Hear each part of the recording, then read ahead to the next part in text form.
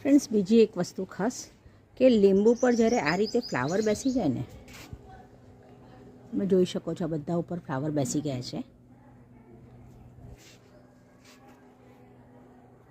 અમુકમાં તો ફ્રૂટ પણ બેસી ગયા છે. આજે ફૂલ ખીલી ગયું છે અને નીચે તમને ફ્રૂટ દેખાશે. જો આ રહ્યું ફ્રૂટ. તો આ સ્ટેજ ઉપર જ્યારે લીંબુ આવે ને ત્યારે પાણી એને માપસરનું રાખવાનું, એટલે એની માટી કોરી પણ ના હોવી જોઈએ અને બહુ ભીની પણ ના હોવી જોઈએ. આ રીતની એની માટી હોવી જોઈએ અને એકદમ ડ્રાય પણ ના હોવી જોઈએ. માટી હંમેશા આવી ડ્રાય થઈ જાય તો પાછો લોચા પડે. એટલે આ એ ભીની જ છે મારી. પણ અત્યારે તો મારામાં કશામાં એવી ડ્રાય માટી નથી. પણ માટીને એટલી ડ્રાય નહીં થવા દેવાની અને બહુ વધારે પડતી ભીની પણ નહીં રાખવાની. જો પાણી વધારે પડશે તો એ ફૂલ ખરી જશે.